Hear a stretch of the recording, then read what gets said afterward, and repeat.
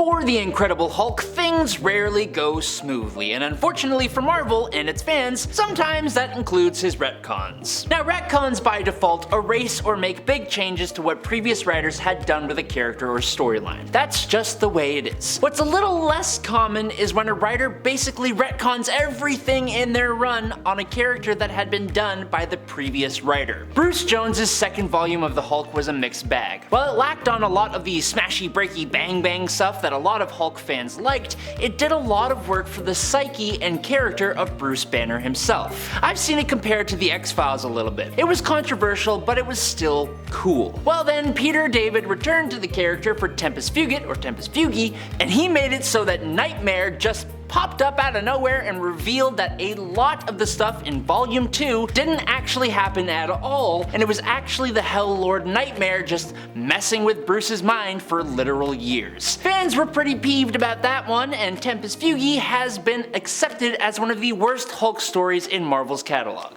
But okay, I think it's important to note that Peter David is not a bad writer at all, especially for the Hulk. Peter David had an amazing 12-year run on Incredible Hulk, but it kind of ended in tragedy, specifically for the character of Betty Ross. In the ending of Incredible Hulk 456, after things had gotten better for Bruce and Betty, the two go to bed only for Bruce to wake up finding Betty covered in huge amounts of cellular damage thanks to radiation poisoning, seemingly from him. She then promptly passed away at 10:39 a.m. on May 9th, and it was kind of doubled down on in Peter David and George Perez's Future Imperfect story, where Betty's ashes are in the possession of the future Rick Jones. But then, the mess began. Peter David and Marvel didn't agree on where Betty's passing would lead for the Hulk, and so Peter was booted off of the Hulk. When Joe Casey came on, Betty's death is almost immediately retconned, with Betty placed in stasis, and the ashes we saw were revealed to be her uncle's instead. Years later, this would eventually lead to Betty being properly resurrected as Red She-Hulk, which is also something that left fans with mixed feelings. Having debuted in the second project in the MCU following Robert Downey Jr.'s Iron Man, the Hulk is the MCU's longest running hero, but at the same time his origin and emergence has not been talked about really at all, and didn't seem to matter to anyone in the MCU at all until rather recently. With She-Hulk getting her series, the purple freak Happy Hogan showing up in What If Season 2, hippie surfer dude Scar showing up, which don't even get me started, and possibly the World War Hulk movie coming, Marvel actually very subtly retconned the Hulk's MCU origins. According to Marvel Studios' The Marvel Cinematic Universe and Official Timeline book, Banner became the Hulk in the mid-2000s, with the character having been on the run for 5 years at the start of the Incredible Hulk movie, which slightly coincides with a scene from She-Hulk where Banner says he has been Hulk for 15 years, aka since 2010. Who am I kidding? No, the real hated retcon here is absolutely hippie surfer Yogi Scar, just being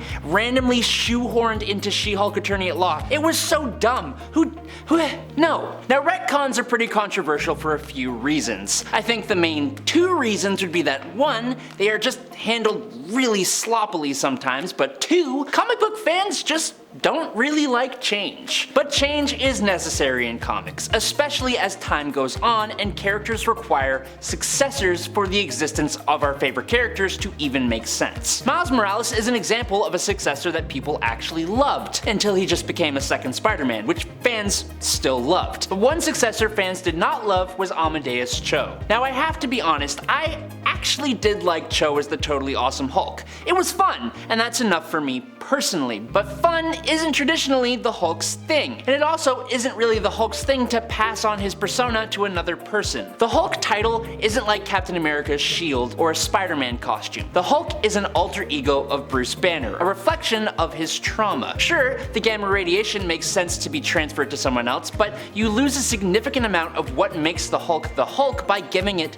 to someone else. So needless to say, Amadeus Cho's time as the totally awesome Hulk didn't really last. Now, during the Planet Hulk storyline, Bruce Banner was tricked by his supposed friends, all members of the Illuminati, and was sent to the planet Sakaar, which he then liberated and conquered. Then he mistakenly believed that a device set by the Illuminati had laid low millions of his new people, including his pregnant wife. Hulk came back to Earth and laid waste to those that betrayed him, and brought down everything and everyone who stood against him. Nothing nothing could stop him. He destroyed Iron Man's latest Hulkbuster, wrecked a Zom-empowered Doctor Strange, and had a super intense fight with the Sentry that he technically kind of won. In the end, Hulk was about to destroy the entire planet before Tony Stark called down a combined strike from orbital satellites that finally took down the Hulk. Then, Marvel released Maestro World War M number 3, and basically had Dr. Doom point out that that made no damn sense. Someone proposes to use the exact same kind of orbital satellite death ray to take out Maestro,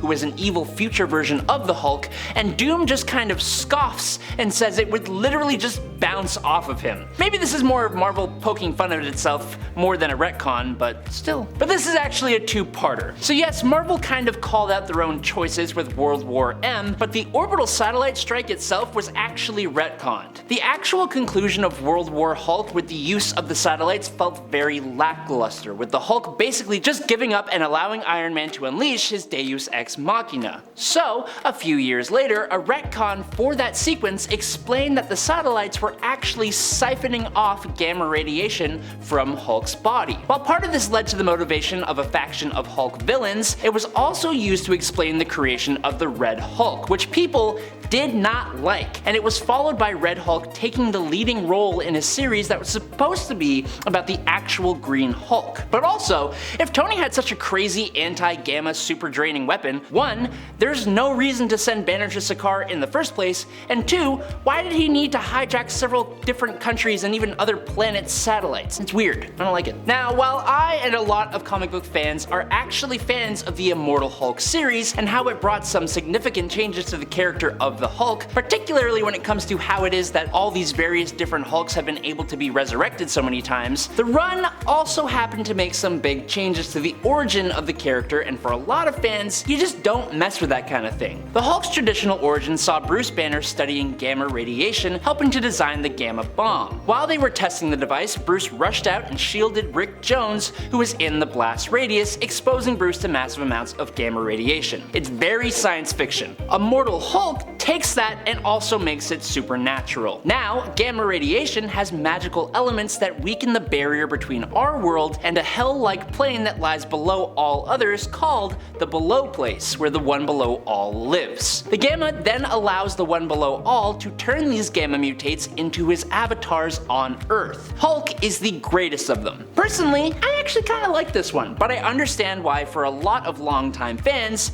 they do not. But if we are talking about hated changes to the Hulk's origin, we can 100% look at Original Sin, one of Marvel's most obvious retconning events. In Original Sin, Uatu the Watcher was found deceased on the moon, and then in each subsequent issue, secrets held by the Watcher are revealed that altered various different characters' histories, and led one step closer to the answer to who did the slaying of the Watcher. I'll leave you to find out what the other secrets were, but one of the biggest and most hated was the revelation that Tony Stark was largely responsible for the creation of the Hulk. Essentially, Tony had altered the construction of the original gamma device. Thanks to Tony weakening the concentration of the device, when the accident took place, Banner ended up surviving his exposure to the intense amounts of gamma instead of being completely vaporized by it. Fans did not like this, and it kinda makes me wonder how that compiles with the whole Immortal Hulk thing. I don't know. Now, I've talked about Immortal Hulk a few times. It is honestly a bit of a masterpiece. While some people obviously have issues with it, it is widely regarded as absolutely amazing. So how do you follow up something like that? People didn't exactly have high hopes for what came next and how it would measure up. That is until Donny Cates was slated to write it, with Ryan Ottley illustrating. Then people were excited to see what came next. So imagine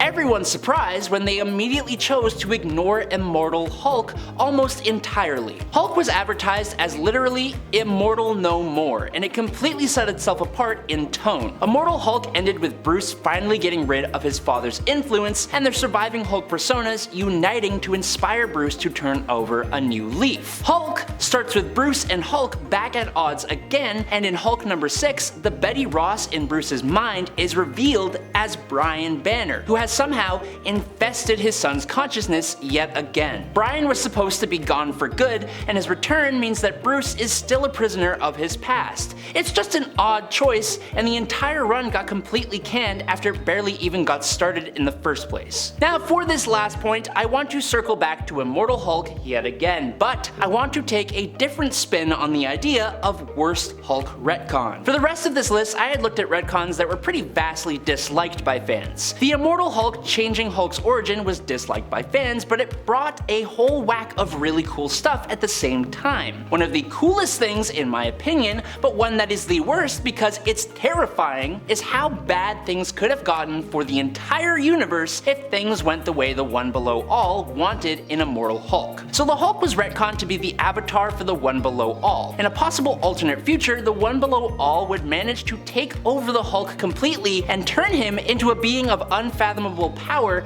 and destruction who would go on to destroy every known thing in the entire universe and consume the very essence of said universe. So that when the universe rebooted, the Hulk would end it all before it even started again. That destructive end could have been the Hulk's entire purpose for life, and was luckily prevented from happening thanks to some time shenanigans. But I kinda loved the entire thing. It was super interesting to me. But that's all I got. Thank you guys so much for watching today and making it to the end of the video on Top 10 Nerd. My name is Adam Andrews. I will catch you all on the flippy flop, and even if I don't, stay safe and peace out, nerds.